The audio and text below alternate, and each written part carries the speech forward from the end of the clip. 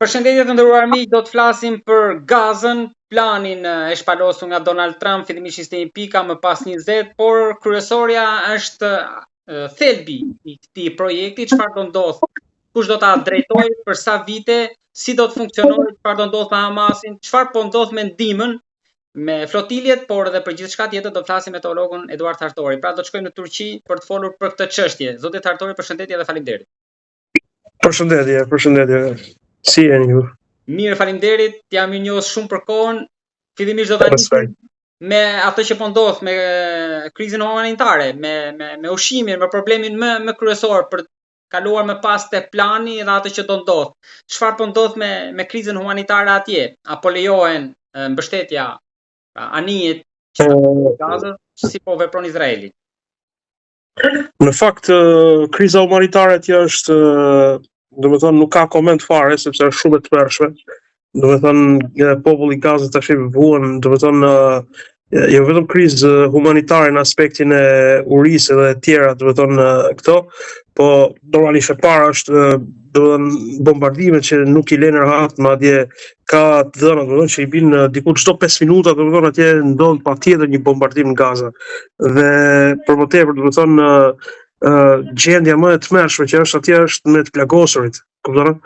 Okej, ka shumë humbje jetësh, dhe ata që kanë humbur jetën normalisht ato janë dëshmorë, janë shahid tek Zoti dhe janë të nderuar tek Zoti.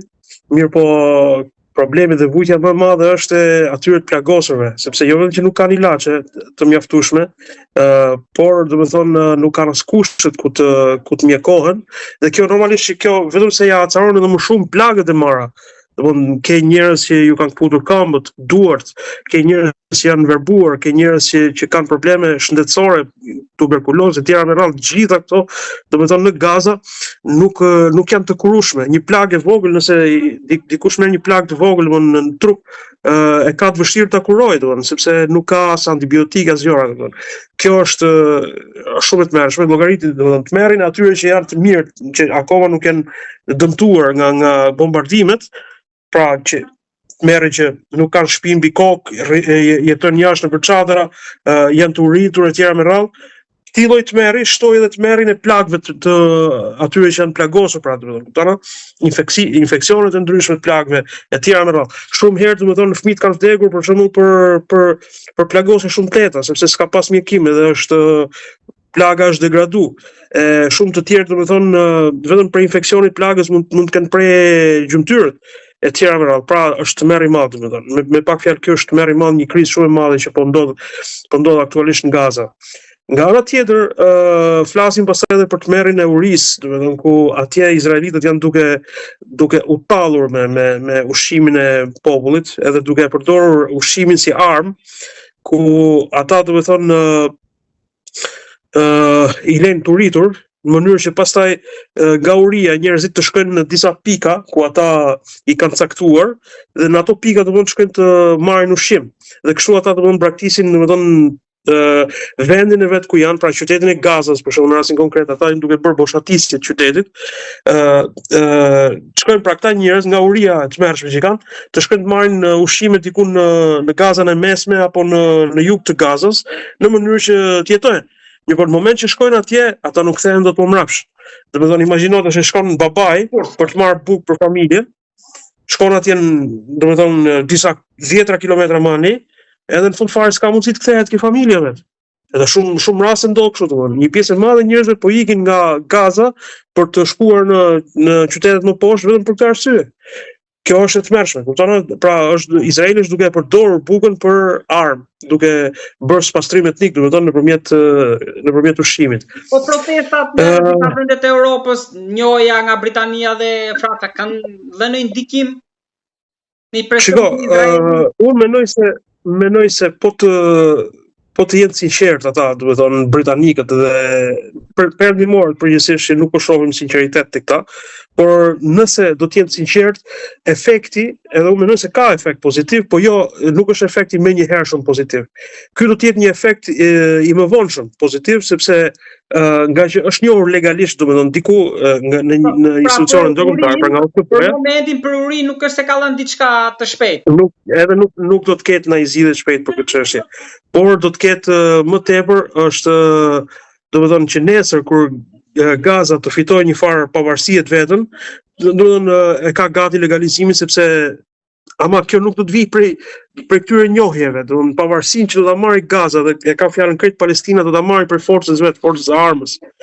Edhe duke marrë me forcë pra pavarësinë e vet, lirinë e vet, atëherë pastaj normalisht ajo ka dhe këtë mirën pra që është edhe njohjet që i ka domethënë.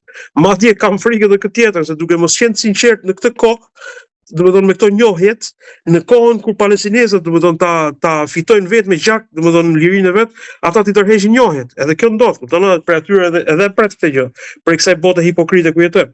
Kështu që është edhe kjo e mundur.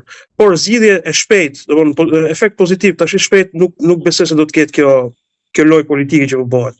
Ju folët për pavarësi, folët edhe për luftë deri në fund. Por me këtë plan që është paraqitur, nuk e di sepse disa ka pas lajme ndryshme në media ndërkombëtare. Së pari ai ka pranuar Hamasi dhe së dyti ky është një kolonializim i ri. Çfarë do ndodh me këtë? Është në të mirë apo në të keq të Gazës? Po ty njerëzve atje. Pra përtej politikave tjera dhe grupeve. Shiko, e nisim nga fillimi. Domethënë ky plan që u hartu nga Trump ishte një lloj egzaltimi i Trumpit dhe ambicia e tij për psikopati që don domethënë të marrë Nobelin patjetër dhe don në këtë arsye të mbyllën luftrat. Mirë, po nuk mbyllën luftrat pa drejtësi. Nuk mbyllën luftrat me dhunë, nuk mbyllën luftrat me presion. Domethënë luftrat mbyllen duke vënë drejtësi. Edhe Trumpi nuk e njeh fjalën drejtësi, domethënë. Trumpi njeh vetëm fjalën i fort edhe do bëhet kështu si them unë sepse unë jam i fortë, unë jap ultimatume. Mirë, por normalisht nga ana tjetër ka rënë me njerëz të cilët nuk kanë frikë nga ultimatumet. Edhe s'kan që bëjnë më tepër se sa po bëjnë, domethënë, kupton? Domethënë ajo që po ndodhet në Gaza, çfarë do bëj Trumpi më shumë? Do i vrasi. Në fakt është duke i vrarë. Çfarë do bëj Trumpi më shumë? Do t'i lej pa bukë. Është duke e bërë. Domethënë nuk është se ata po kanë diçka edhe po e humbin atë. Mirë, po, le të dalim pra ke zanafilla e kësaj çështje, është Trumpi në fakt kur e ka bërë këtë projekt, ka marrë parasysh edhe mendimet e arabëve dhe mendimet e botës islame, përgjithsisht Turqisë, Pakistanit edhe Malajzisë e këtyre vendeve muslimane, Indonezisë e kështu me radhë. Mirë, po çfarë ndodhi? Ajo që ndodhi është se plani fillestar i Trumpit, i cili domethënë u miratu edhe nga këto shtete arabe, ishte domethënë që të garantohet që nuk do të dali popullata nga Gaza, të garantohet që nuk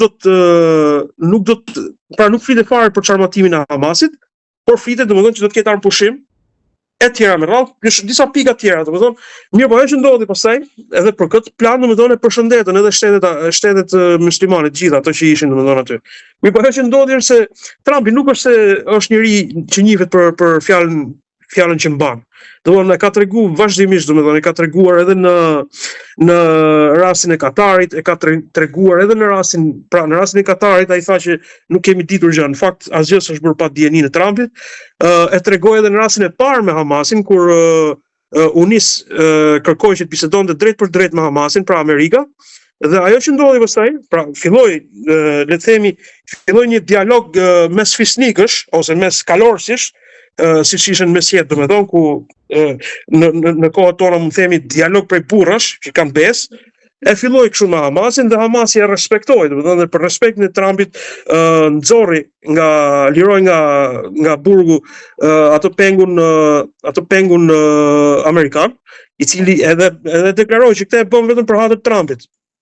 Dhe nuk kaloi shumë kohë, domethënë Trumpi pastaj i thyu gjitha këto marrëveshje, gjithë këto veprime kalorësiake prej burrash që duhet i kishte, ai thjesht i thyu dhe vazhdoi të jepte edhe më shumë armë Izraelit, vazhdoi ta sulmonte edhe më shumë Hamasin, ndërkohë që Hamasi e kishte respektuar përpara. Me këtë kuptojmë që në pika më e fortë e Trumpit nuk është besa. Domethënë ai mund të ketë shumë pika tjera të forta, që nuk ka shumë në fakt, por nuk ka besa. çështja e besës për Trumpin është fjalë huaj.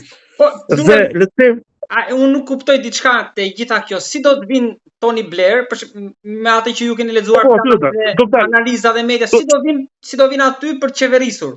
Sepse normalisht nuk do të qeverisë nga Londra. Po, aty do dalë, domethënë pa merak.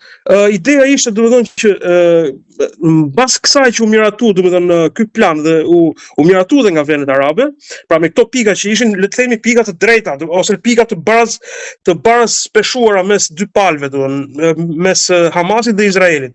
Edhe Trumpi tha kjo do të jetë dhe u kry. Ky ishte drafti. Mirë po, erdhi ai që quhet djalli i botës ose Hitleri i botës, pra erdhi Netanyahu, edhe me ato presionet e veta, domethënë i pëshpëriti, le themi pëshpëriti, po ai nuk i dim se çfarë ka diskutuar me Trumpin, çka kërcënimesh mund i ke bërë Trumpit, ndoshta ai ka përmendur ishullin e Epstein që Trumpi e ka shumë frikë domethënë sepse emri i tij është aty, e tjera me radhë, edhe u ndryshoi gjithë plani. Mirë, po më e keqja dhe më imoralja e kësaj çështje është sepse Trumpi e reklamoi para botës që ky është plani që e kanë pranuar edhe bota islame. Në fakt nuk ishte ky plani që ka pranuar bota islame, por kundrazi, bota islame shprehu indignaten e saj për këtë lloj, madje kanë deklaruar, domethënë që ky nuk ka qenë plani që ne kemi rënë dakord. Gjitha këto, po çfarë është ky plan i ri? Le ta diskutojmë pra kjo e reja, çfarë është? Në të vërtetë kjo është një, le të themi ky është një ultimatum i Trumpit, që ju do të dorëzoni armët edhe ne do të bëjmë me Gazën si dum ne pastaj. Kaq. Do të thonë si kaq. Do të thonë imagjinoni. I ka kërkuar Izraelit, i ka kërkuar, shiko, e vetmi pikë e qartë në gjithë planin është vetëm pika kur flet për të burgosurit. Që të burgosurit do të lirohen brenda 72 orëve. Pra të burgosurit të Izraelit dhe pjesa tjetër për të burgosurit palestinez domethënë nuk flitet fare.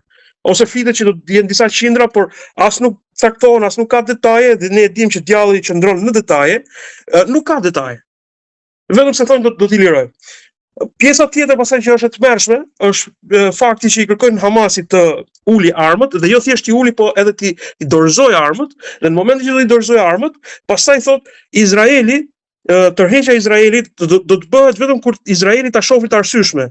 Ku është kuptuesi të arsyeshme për të tërhequr? Pikërisht pra, nesër del, domethënë nëse kjo nuk bëhet që të jetë dakord, domethënë nuk kanë, pra Hamasi ka mohuar, por gjithsesi nesër del për shembull dikush domethënë me një thik për drunin dorë, a kupton, duke lut kalamajt e vegjël me në rrugë, edhe në fund fare thotë Izraeli këto janë terrorista, edhe unë nuk dal sepse ka terrorista akoma, kupton? Mos flasim pastaj për pjesët e domethënë amnistisë që domethënë do të regjistrohen domethënë kushdo që ka qenë në lëvizjen e rezistencës e tjera me radhë shumë domethënë gjëra të cilat ky plan domethënë është poshtrus.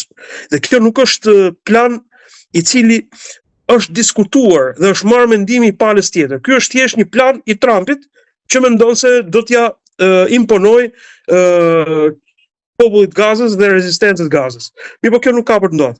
Tash dalim çike pjesa e Tony Blairit, domethënë. Tony Blairi në të vërtetë njihet shumë mirë si një nga le të themi horrat e Irakut, domethënë kriminal me domethënë njëri i cili ka mbi shpinën e tij gjakun e mira irakenëve në për masakra që ka bërë bashkë me George Bushin asaj kohe, kanë bërë tmerre në Irak. Pra njihet nga irakenët, domethënë ai është njëri i cili është kriminal, domethënë konsiderohet kriminal dhe po të ketë gjykata të drejta, ai duhet gjykohet si kriminal lufte.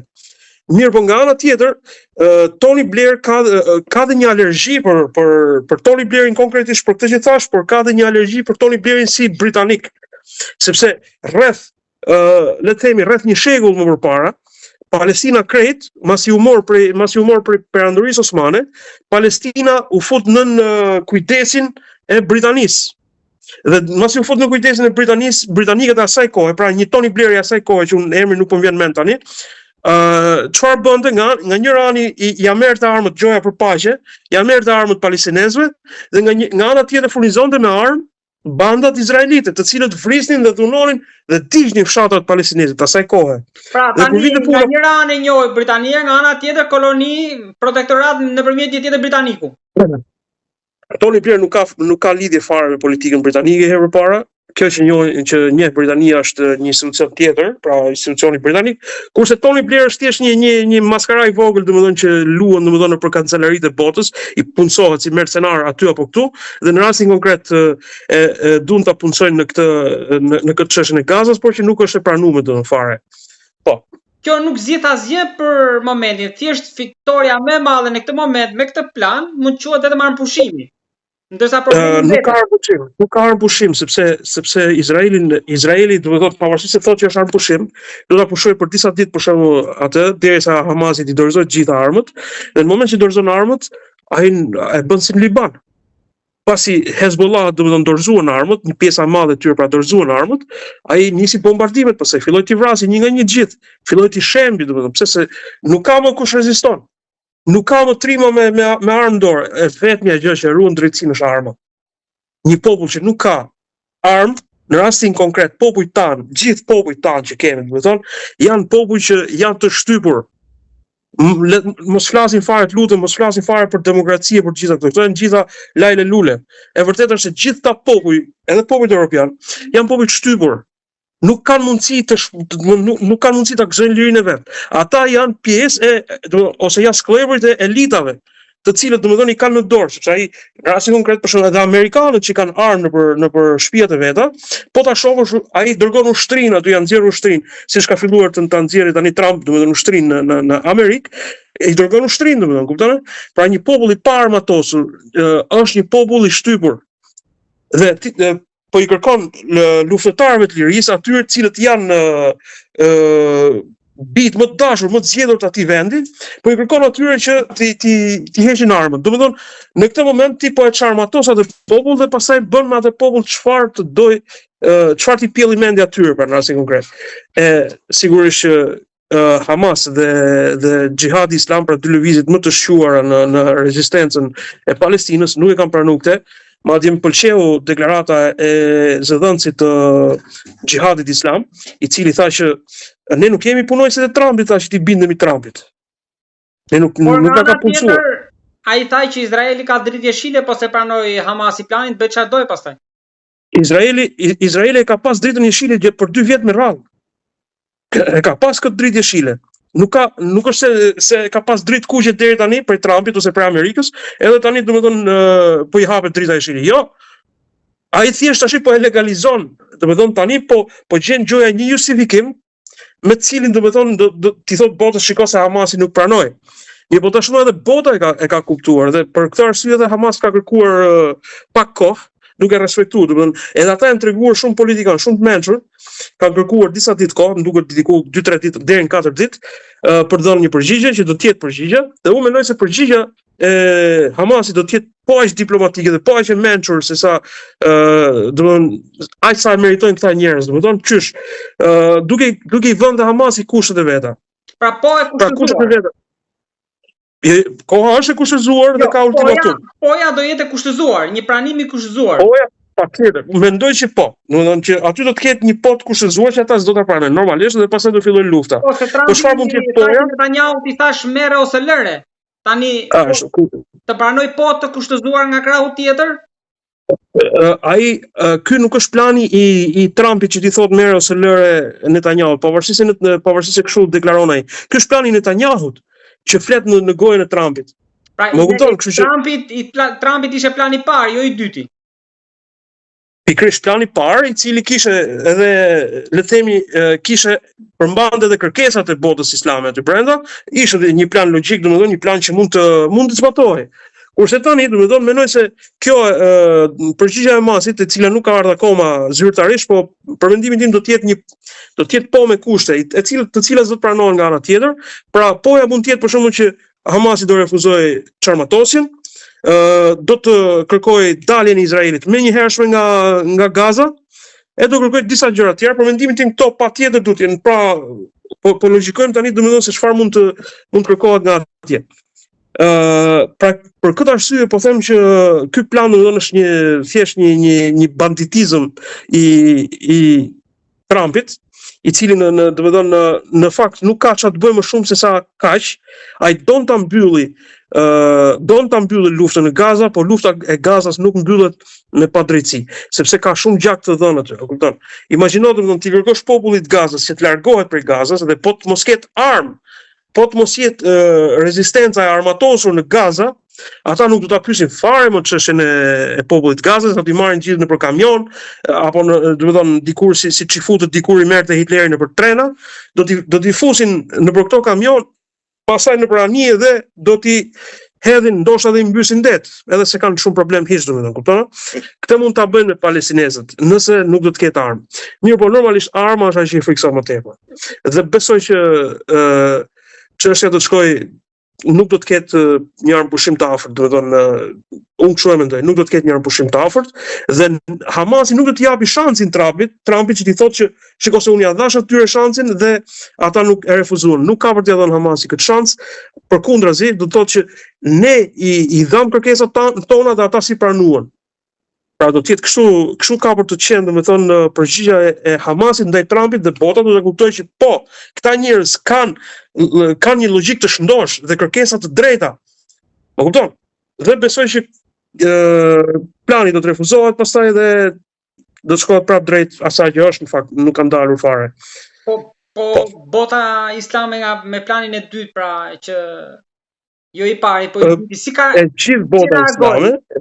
Turqia, bota islame, arabe, krejt bota islame ka refuzuar domethënë këtë falsifikim të planit të dytë dhe e kuptojnë që ky është nuk është plan paqeje, por ky është plan shkatërimi për Gazën dhe eliminimi i krejt kauzës palestineze dhe zhdukjes së popullit palestinez. Dhe për këtë arsye unë flas që nga niveli i poshtë domethënë i popullit, por edhe tek elitat muslimane dhe arabe dhe turke po ashtu të këtij vendi dhe politikanët po ashtu e kanë refuzuar totalisht këtë çështje. Dhe më gjej rastin të shpreh ne kemi bërë një peticion, domethënë, është Liga e Dietarëve Musliman. Normalisht edhe unë kam nënshkruar atë peticion që e refuzojmë kategorikisht domethënë këtë lloj plani të Trumpit. Dhe kjo u bë para 2 ditësh këtu në Turqi dhe u bë publike. Pra është çështje që bota islame nuk e pranon. Një nga zërat më të fortë ka qenë Spanja, që së fundmi ndaloi dhe tregtinë e armëve. Po tek bota arabe dhe muslimane, kush nga shtetet, pra nga vëllezërit vazhdon të bëjë tregti me Izraelin, pra ose më saktë kush e ka ndaluar tregtinë me Izraelin edhe në këto momente? Tani unë flas bota arabe përgjithsisht është në këto momente nuk është gati.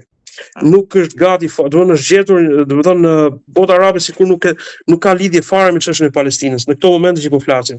Pavarësisht popujve, po qeveritë e kësaj bote islame, domethënë përgjithsisht janë qeveri të korruptuara dhe janë të mbytura për vite me radhë korrupsion, për vite me radhë shantazh ose momente që Izraeli mund t'i kapi në shantazh, pra mund t'i shantazhojë këta liderë politik të botës arabe, sidomos janë krejt të lidhur dhe nuk kanë shansin, madje përkundrazi, duke ditë se ata vetë janë të ndyrë në aspektin, qoftë në aspektin moral, por qoftë në aspektin e korrupsionit, ata kërkojnë që ta zhdukin këtë pikë që është Palestina, këtë pikë frymëzuese dhe të pastërtisë dhe të fisnikërisë dhe trimërisë, kërkojnë ta zhdukin si kauzë, sepse e dinë që kjo është vetëm një kauzë që mund t'i demaskojë edhe pislliqet që ata kanë bërë, domethënë ndër vite, qoftë në Arabinë Saudite, qoftë në Emiratet e Bashkuara, po kështu edhe në vende të tjera, domethënë në Egypte, në Jordani, në vende të tjera, të cilat domethënë edhe kanë edhe rol konkret negativ në çështjen e Palestinës. Kurse në lidhje me Turqinë, Turqia me të drejtën në 2 raste brenda një viti, në 2 raste, pra ka qenë fillim vitin e kaluar, pak në sa mbaj mendun, edhe në mes vitin e kaluar dhe në mes vitin domethënë në kryet një viti, pra Turqia 2 herë ka shpallur që do të ndërpresi të gjitha marrëdhëniet tregtare me botën, me Izraelin. Pra e ka shprehur këtë si ide që ne do t'i ndërpresim. Mirë, po kjo e dyta ka qenë edhe më e fortë, sepse i ka ndaluar hapësirën ajrore, i ka ndaluar edhe hapësirën detare që të përdoret nga anijet ose avionet izraelit. Çfarë do të thotë kjo? Kjo do të thotë që si në herën e parë, si në herën e dytë. Në herën e parë kur e ndalojnë, mirë po nuk ishte forma e prerë në atë kohë sepse ka diçka domethënë që kompanitë turke janë edhe kompani shumë kombëshe. Pra janë aksioner, shumë kombësh dhe kanë detyrime edhe ndaj palëve të tjera, domethënë të cilët nuk janë turq. Dhe për këtë arsye i lënë një afat, le të themi 1 vit, pra 1 vjeçar, në cilën kishte to mundësi kanë pas kohën e duhur, mjaftueshme për të ndërprerë kontratat që kanë me Izraelin.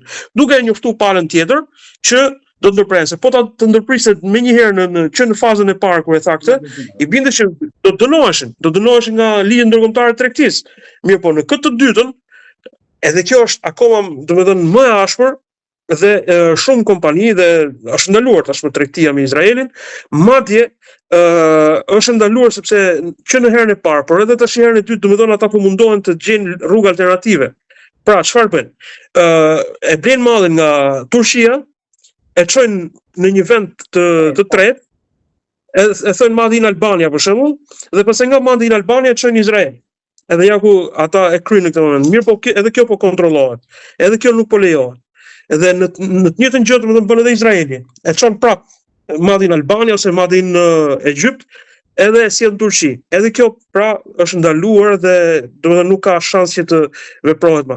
Mirë, po normalisht ngelet le të themi një problem i madh, ngelet tubacioni i Azerbajxhanit që po shkon drejt Izraelit, i naftës. Dhe kjo është çështje tjetër, është çështje që ka të bëjë me marrëdhënie ndërkombëtare ose marrëdhënie dypalëshe me një shtet të tretë, i cili në këtë rast domethënë ka kontrata me Izraelitët dhe për fat keq domethënë Azerbajxhani është i afërt dhe aleati i Izraelit.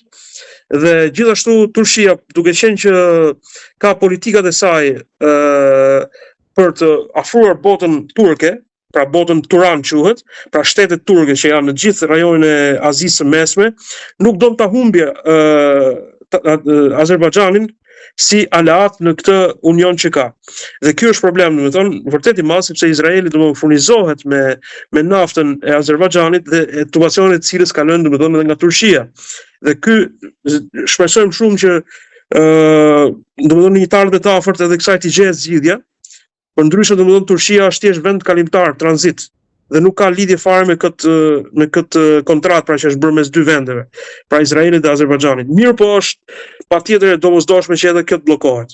Se kur atë se dim, mendoj se ka diçka që nëse Turqia do të hynte në luftë me Izraelin, atëherë të gjitha këto ndalesa që deri tani tham, do të bëhen penalizime, domethënë do të futet ligji i luftës, do të futet gjendja e jashtëzakonshme.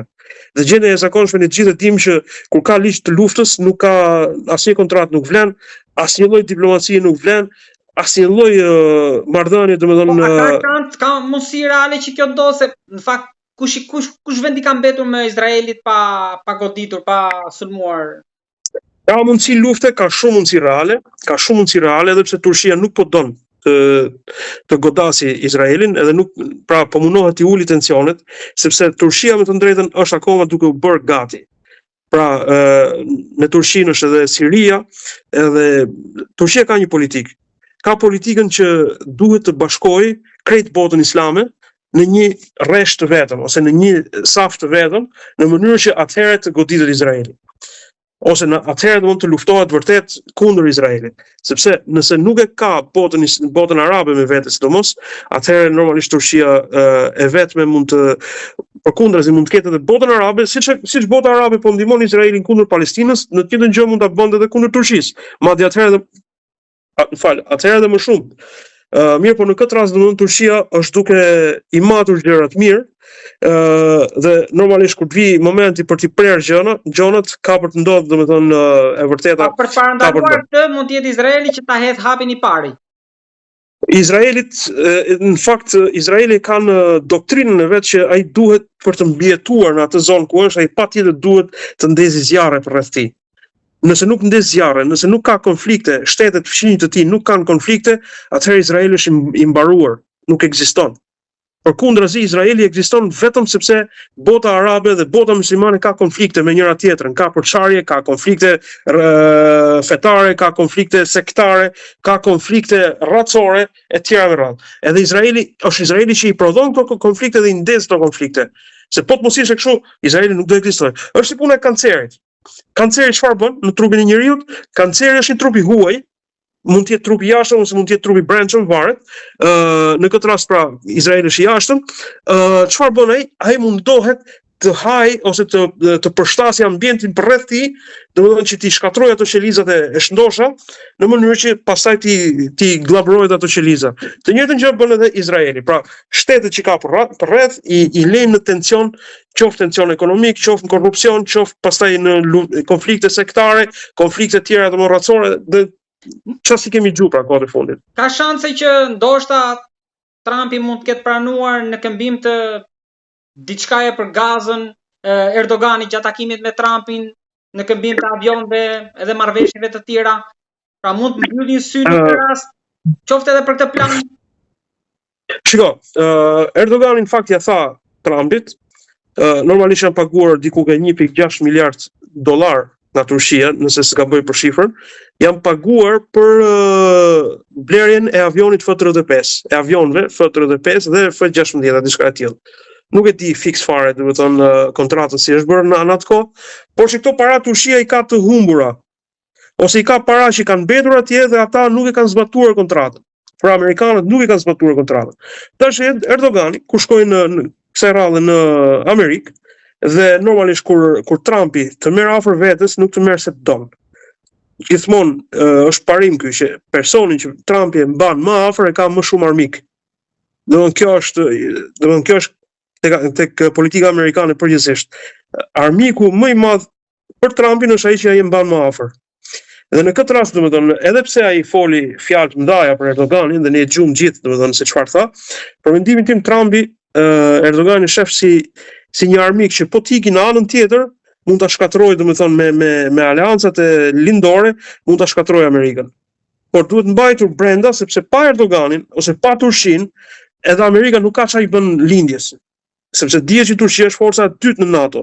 Po jo vetëm kaq, po ka dhe pozitën strategjike shumë të pozitën gjeografike, pra shumë strategjike në aty ku është. Gjitha këto. Dhe çfarë ndodhi me Erdoganin në këtë marrëveshjen për avionët? Ai tha, i tha me shumë sportivitet Erdogani, siç e ka dhe natyrën. I tha mos u lodh fare tha me mi dhon ato aviona, tha, mi bëj të gjitha më tepër tha motorra. Motorra për avionët e ri që ka, domethënë avionin Kan dhe të tjera, që janë disa avion që po i prodhon Turqia këtu. Mi bëj motorra. Motorra avionësh pra, të cilët i duhen. Edhe pse e tha këtë? Normalisht kur i bën motorra dhe nuk i merr avionët në të vërtetë ai nuk mund të ketë besë avionit që ai do të jetë 100% në komandën turke, pra mund të jetë me një çip, ai mund të komandohet nga Amerika. Kurse motorri është thjesht një pajisje teknike, të cilën domethënë e vendos në një avion të cilin ti mundesh me e komandu vetë me çipat e tu. Për këtë arsye pra që kjo marrëveshje u bën në këtë mënyrë. Nëse Trumpi do të zgjidhte, unë e kam thënë edhe diku tjetër që Trumpi u vendos para dy zgjedhjeve, po duket me këtë që unë po shoh domethënë që po ndodh kohët e fundit, po shoh që Trumpi në fakt ka zgjedhur më të keqen. Pra zgjedhja e parë ishte zgjedhja gjakatare me zionizmit, ku domethënë bota islame shkatrohet, por në moment që shkatrohet bota islame, Amerika dhe krejt perëndimi dalin zbuluar. Dalin zbuluar ndaj le të themi ndaj revanshit kinez. Sepse diga e vetme që mund ta mbrojë perëndimin nga revanshi kinez dhe revanshi lindor është bota islame. Kjo që ke vetëm bota islame. Ashtu. Mirë, po në moment që ata këtë digë e shkatrojnë me duart e veta, duke futur një kancer në këtë vend, domethënë siç është Izraeli, në këtë moment domethënë ata e kanë shkatruar këtë digë.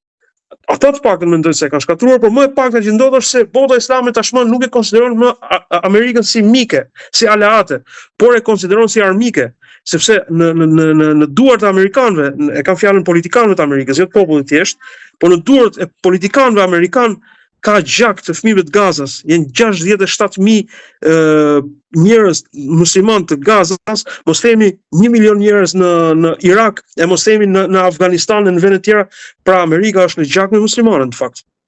Edhe këtë, domethënë, është armike, aktualisht konsiderohet armike e botës islame. Dhe Amerika kishte shansin e madh që këtë gjë ta rregullonte. Ta rregullonte duke i afruar marrëdhëniet me botën islame dhe duke e lën Izraelin, duke braktisur Izraelin në atë maninë e vet gjykatare derisa të shkatërrohej vet, sepse Izraeli pa Amerikën është i mbaruar. Mirë po, në moment që Amerika nuk e ka bërë këtë, Amerika ka zgjedhur Izraelin dhe ka zgjedhur nga ana tjetër shkatrimin e botës islame dhe vënien zjarr të botës islame, sidomos në planin e Trumpit. Unë mendoj se Amerika ka bërë zgjedhjen e gabuar për veten e vet. Edhe në fund fare, unë kam thënë dhe në një event tjetër që Amerika është duke bërë vetvrasje.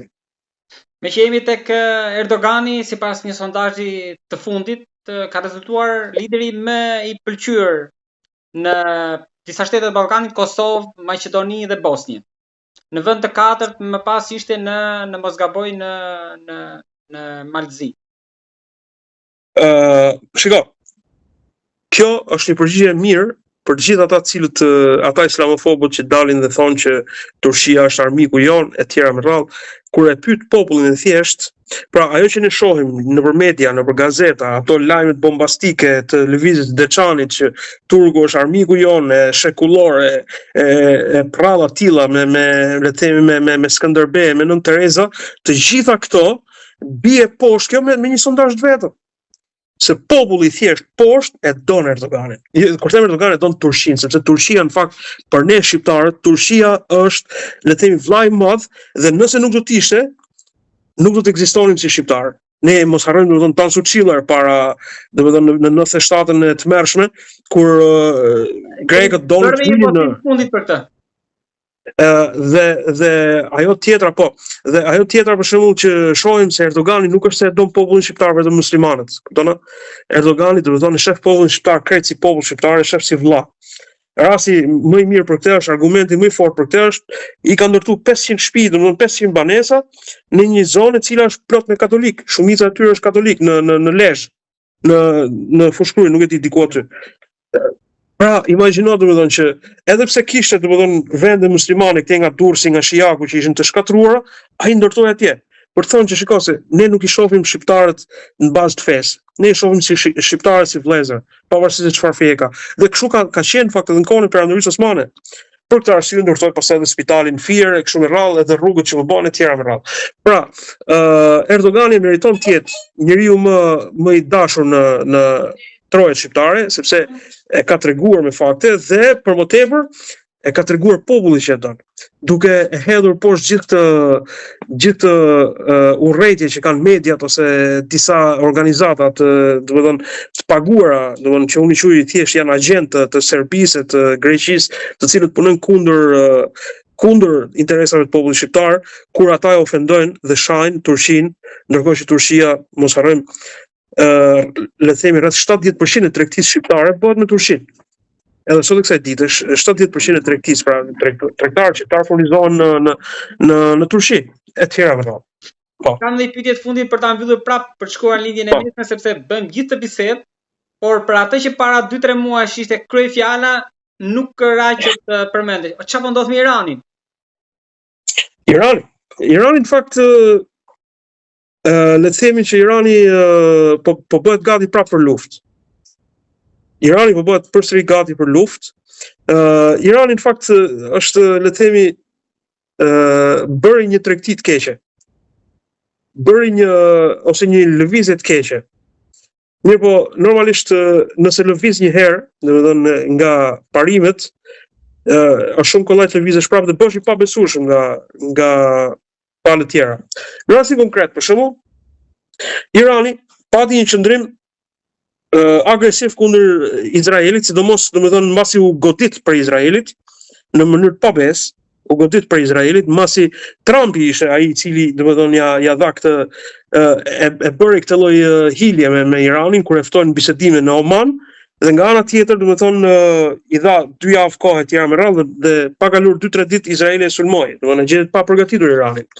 Mbas kësaj që ndodhi, Irani i kërkon amerikanëve dhe ka çuar disa herë grupe në Amerikë dhe i ka kërkuar amerikanëve që të heqë dorë nga gjitha armiqësitë që ka me Izraelin, të heqë dorë nga gjitha proksit që ka, domethënë qoftë Hezbollah, qoftë Houthit, qoftë ato të Irakut, por edhe për Hamasin që thonë se domethënë furnizohen nga Irani, pra të heqë dorë nga gjitha, vetëm me kush që pra i ka thënë amerikanëve, shikoj, aty është mohabeti shumë i thjeshtë. pse të bëhemi armiq me njëri tjetrin, ne mund të bëhemi miq. Dhe ne të bëhemi miq i bin që ti më lën mu botën arabe në influencën time, pra më lën mu influencë drejt për drejt në botën arabe dhe pastaj gjitha i ke prej meje. Pra si një lloj vasali amerikan për botën, për xhirin persik dhe për botën arabe. Mirë po amerikanët këtë nuk e kanë pranuar. Nuk e kanë pranuar sepse e para izraelitët nuk e kanë pranuar dhe normalisht që izraelitët janë ata të cilët i rrinë mbi brenda në tru amerikanëve, do të thonë që ato mos marrin vendimet e duhura deri në shkatrimin e Amerikës. Mirë po këta i thonë pra Iranit që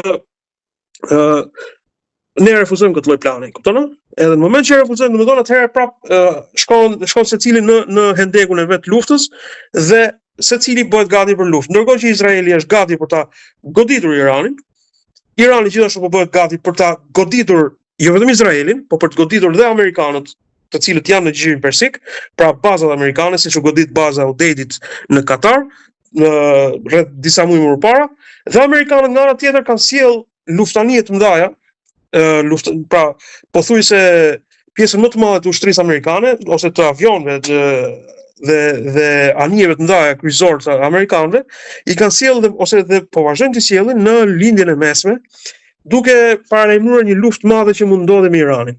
Mirë po, problemi është se Irani, ajo që gjithmonë unë e kam thënë për Iranin, Iranit nuk i besohet, pra Irani nuk mban aleat. Pra, edhe rusët, por edhe kinezët nga të dyja anët e donin që të jetë një Iran i fortë. Siç po mban Amerika dhe Perëndimi po mban Ukrainën përballë Rusisë, këta të mbanin Iranin përballë Perëndimit. Pra të ishte një proksi kinez dhe rus kundër Perëndimit. Mirë po nga ana tjetër, Irani ka treguar her pas here se mund ta dredhi, domethënë muhabetin edhe me Rusinë, mund ta shesi edhe Rusinë edhe Kinën, nëse këta do të pranonin. Dhe kjo ka bërë që ai të jetë edhe i pabesueshëm për, le të themi, për Kinën dhe Rusinë. Ama a mund ta përkrahë Kina dhe Rusia Iranin? Unë them se po, sepse intereson që të përkrahet Irani në mënyrë që amerikanët mos kenë dorë të lirë në xhirin persik, se në moment që kanë dorë të lirë në xhirin persik, i bën që burimet e naftës aty i merr gjitha Amerika, ja ndryshon edhe regjimin Iranit, merr dhe burimet iraniane dhe Kina pastaj mbetet me gisht në gojë. Dhe kjo është gjë e tmerrshme për Kinën, sidomos në zhvillimet që Kina sot po bëhet gati për një luftë madhe me Amerikën. Dhe patjetër që i duhen burimet naftës, i duhen burimet e energjisë dhe këto burime, nëse nuk i siguron aty është mbaruar. Dhe për këtë arsye mendoj se Kina dhe Rusia do ta përkrahë Iranin. Në këtë nëse ndodh. Dua të falenderoj shumë për këtë bisedë të drejt për drejt, pa doreza, por të shpjeguar thjesht dhe për publikun, duke e sjellë sa më afër këtu atë që po ndodh atje. Të falenderoj shumë. Respekt, vëllai.